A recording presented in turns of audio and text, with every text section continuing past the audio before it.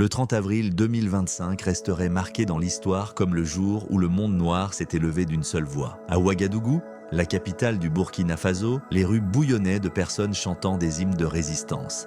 La tentative de coup d'État contre le président Ibrahim Traoré avait échoué. Mais l'attaque contre le dirigeant avait déclenché quelque chose d'inattendu. De Paris à New York, de Johannesburg à Sydney, des hommes et des femmes noirs descendèrent dans les rues en signe de solidarité. On aurait dit que le monde entier venait de se réveiller face à une nouvelle réalité.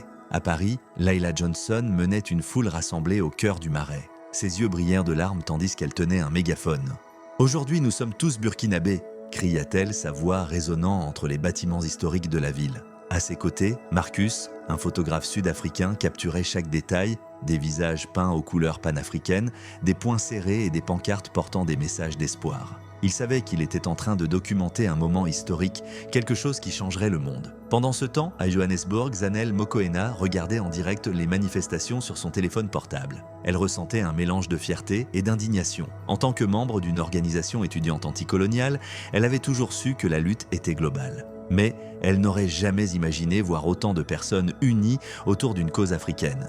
Elle décida d'organiser un sit-in local en appelant des amis et collègues à la mobilisation. « Si nous ne prenons pas position maintenant, qui le fera ?» se demanda-t-elle. Au centre de tout cela se trouvait Ibrahim Traoré, dont la figure mystérieuse semblait transcender les frontières. Même temporairement confiné après l'attentat, ses paroles continuaient de résonner. « L'Afrique ne sera plus jamais silencieuse », y avait-il déclaré dans un discours précédent. Cette phrase devint le mantra des manifestants. Pourtant, personne ne savait comment il allait réagir face à cette vague de soutien mondial. Le silence du président était assourdissant.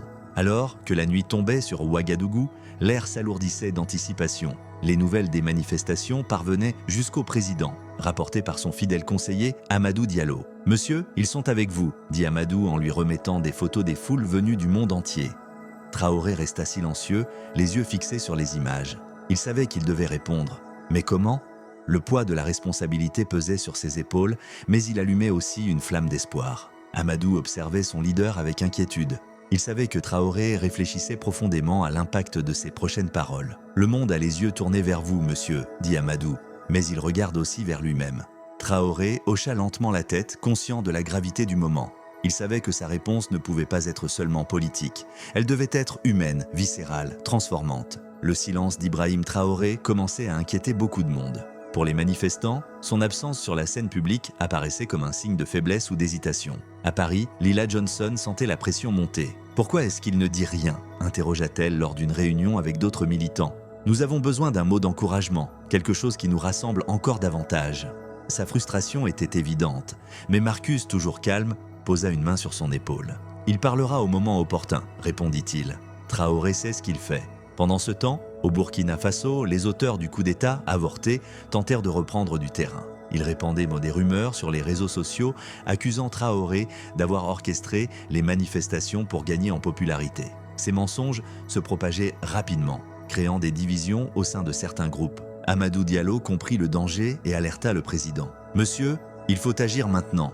Ils utilisent nos propres armes contre nous. » Zanele, depuis Johannesburg, livrait sa propre bataille. Certains de ses camarades étudiants hésitaient à participer au sit-in, craignant des représailles. « C'est plus grand que nous », leur affirma-t-elle en cherchant à les convaincre. « Si nous ne prenons pas position maintenant, qui le fera ?» Ces paroles touchèrent certains, mais d'autres restèrent sceptiques. La tension montait et Zanele ressentait tout le poids de la responsabilité. Elle savait qu'elle devait trouver le moyen d'inspirer ses pairs. Layla, quant à elle, puisait sa force dans la solidarité. Elle appela Marcus pour lui demander d'envoyer ses photos aux grands journaux internationaux. « Cette histoire doit être racontée, dit-elle. Le monde entier doit voir ce que nous sommes en train de faire. Tu t'en gardes contre les risques. Tu sais que cela pourrait attirer une attention indésirable, n'est-ce pas ?» Layla sourit. « Qu'ils viennent, nous sommes prêts. » Cette nuit-là, Traoré prit finalement une décision. Il fit appeler Amadou et commença à rédiger un message. Ce ne serait pas simplement un discours. Ce serait une déclaration destinée à embrasser toute la diaspora noire. Mais il savait que chaque mot devrait être choisi avec soin. Une erreur pourrait faire s'effondrer tout ce qui avait été construit. Il réécrivit, corrigea, cherchant la perfection. Les jours suivants furent marqués par une préparation intense.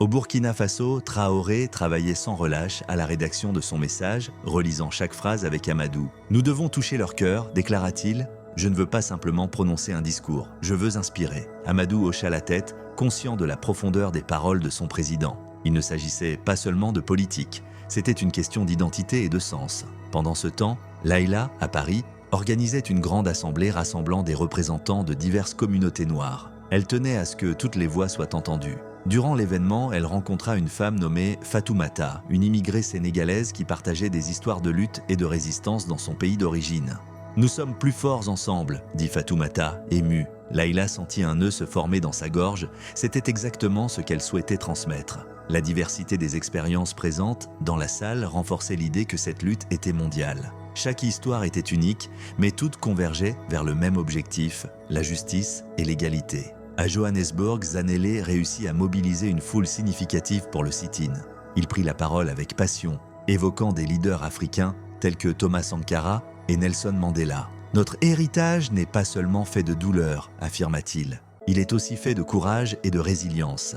Ses camarades applaudirent et il sentit qu'enfin, il avait brisé les barrières du doute.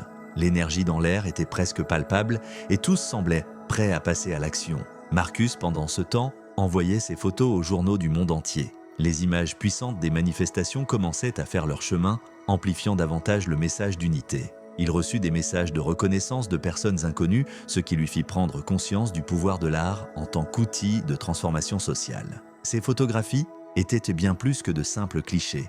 Elles étaient le témoignage d'une révolution silencieuse. Enfin arriva le moment décisif. Traoré enregistra son message, qui serait diffusé en direct à travers le monde entier. Il choisit un décor sobre mais symbolique. Une place publique à Ouagadougou, entourée d'enfants et de personnes âgées. « Voici notre Afrique », dit-il, fixant directement la caméra. « Elle appartient à chacun d'entre nous. » Amadou observait attentivement, conscient que cette opportunité était unique. Avant la diffusion, Traoré médita sur le poids de ces mots. Il savait que des millions de personnes seraient à l'écoute et que chacune de ces phrases pourrait changer des vies. « Que ma voix soit l'écho de la leur », pensa-t-il, en prenant une profonde inspiration. Il était prêt, non seulement à parler en tant que président, mais à incarner la voix d'un peuple qui refusait de se taire. Les jours suivants furent marqués par une préparation intense. Au Burkina Faso, Traoré travaillait sans relâche à la rédaction de son message, relisant chaque phrase avec Amadou. « Nous devons toucher leur cœur », déclara-t-il. « Je ne veux pas simplement prononcer un discours, je veux inspirer. » Amadou hocha la tête, conscient de la profondeur des paroles de son président. Il ne s'agissait pas seulement de politique, c'était une question d'identité et de sens. Pendant ce temps, Layla, à Paris, organisait une grande assemblée rassemblant des représentants de diverses communautés noires. Elle tenait à ce que toutes les voix soient entendues. Durant l'événement, elle rencontra une femme nommée Fatoumata, une immigrée sénégalaise qui partageait des histoires de lutte et de résistance dans son pays d'origine. « Nous sommes plus forts ensemble », dit Fatoumata, émue. Layla sentit un nœud se former dans sa gorge, c'était exactement ce qu'elle souhaitait transmettre. La diversité des expériences présentes dans la salle renforçait l'idée que cette lutte était mondiale. Chaque histoire était unique, mais toutes convergeaient vers le même objectif, la justice et l'égalité. À Johannesburg, Zanele réussit à mobiliser une foule significative pour le sit-in. Il prit la parole avec passion, évoquant des leaders africains tels que Thomas Sankara et Nelson Mandela. « Notre héritage n'est pas seulement fait de douleur », affirma-t-il. Il est aussi fait de courage et de résilience. Ses camarades applaudirent, et il sentit qu'enfin, il avait brisé les barrières du doute.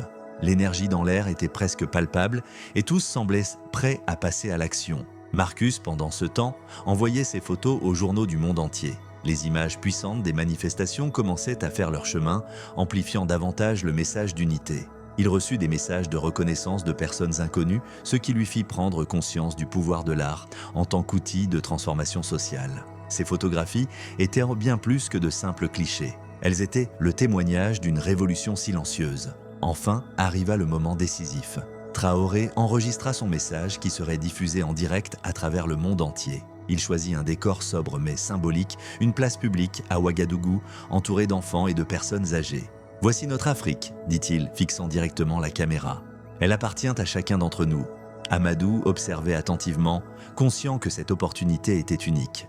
Avant la diffusion, Traoré médita sur le poids de ces mots. Il savait que des millions de personnes seraient à l'écoute et que chacune de ces phrases pourrait changer des vies. « Que ma voix soit l'écho de la leur », pensa-t-il en prenant une profonde inspiration. Il était prêt, non seulement à parler en tant que président, mais à incarner la voix d'un peuple qui refusait de se taire. Dans les jours qui suivirent le discours de Traoré, le monde assista à une transformation profonde et significative. Au Burkina Faso, les conspirateurs du coup d'État furent arrêtés, mais cela ne suffit pas à restaurer pleinement la confiance du peuple. Traoré savait qu'il devait reconstruire non seulement le gouvernement, mais aussi la confiance des citoyens en son leadership. Il entama une série de visites dans des communautés rurales où il dialoguait directement avec les habitants. « Notre force vient de vous », répétait-il souvent. Ces mots résonnaient profondément, surtout auprès des jeunes. À Paris, Leïla poursuivit son engagement pour la promotion de l'égalité raciale, inspirée par le message d'unité lancé par Traoré. Elle organisa un événement intitulé « Afrique globale »,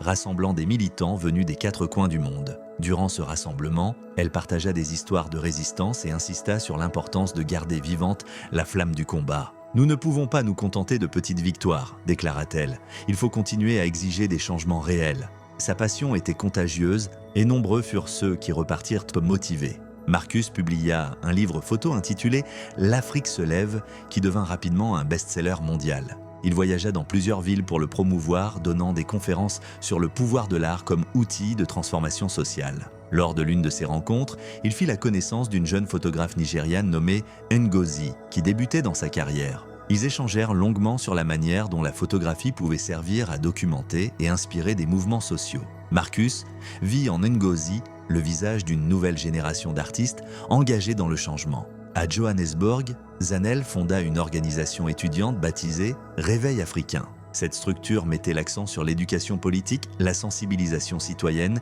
et le soutien aux projets communautaires. Il se rendit même au Burkina Faso pour rencontrer Traoré en personne. Les 2 hommes eurent une longue discussion. « Sur l'avenir de l'Afrique, tu représentes la nouvelle génération », lui dit Traoré avec un sourire. « Je suis fier de toi. » Zanel ressentit un profond sentiment d'honneur et sa mission fut renforcée. Il savait que le chemin serait difficile, mais il avait désormais des alliés puissants.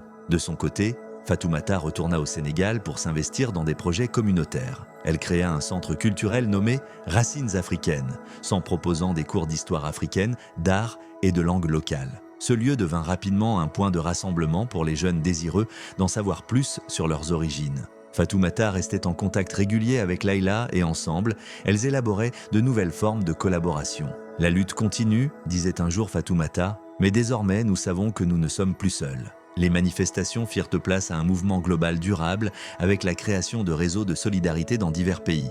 À Ouagadougou, une statue fut érigée en hommage aux manifestants portant une plaque gravée. « Notre force réside dans notre unité ».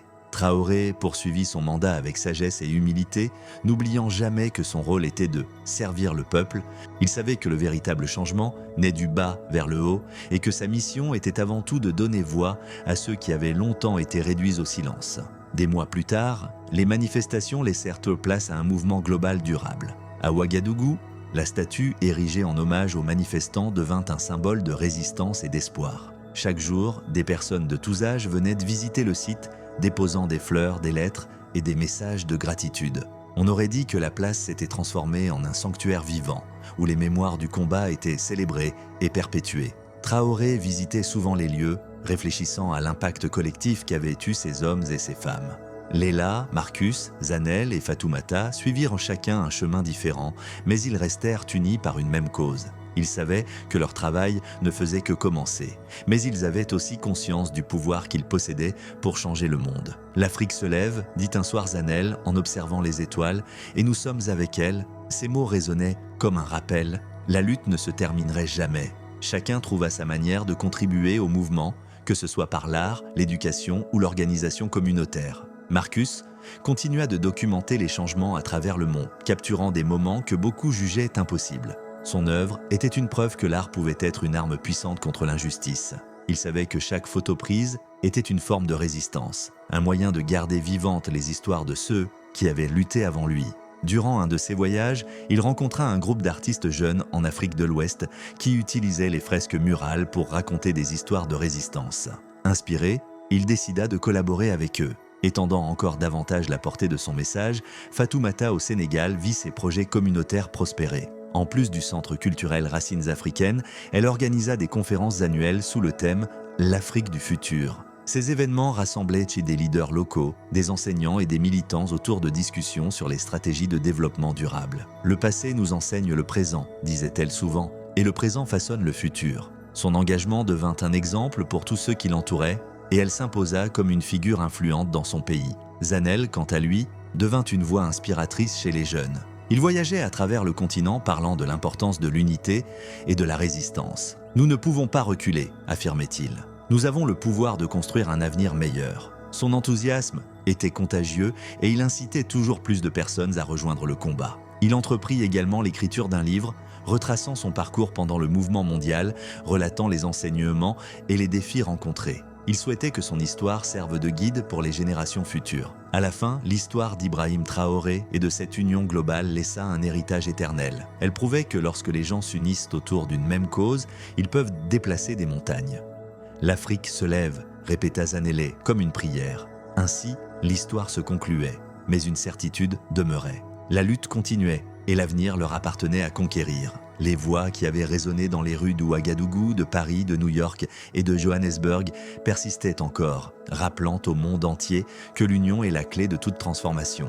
Quant à Traoré, il poursuivit son rôle de dirigeant du Burkina Faso avec humilité et détermination. Il savait que sa plus grande victoire n'était pas le pouvoir politique, mais la capacité d'inspirer des millions de personnes à croire en elles-mêmes. « L'avenir appartient à ceux qui le combattent », déclara-t-il lors de l'un de ses derniers discours publics. Et par ces mots, il scella son statut de leader dont l'influence traversa frontières et générations.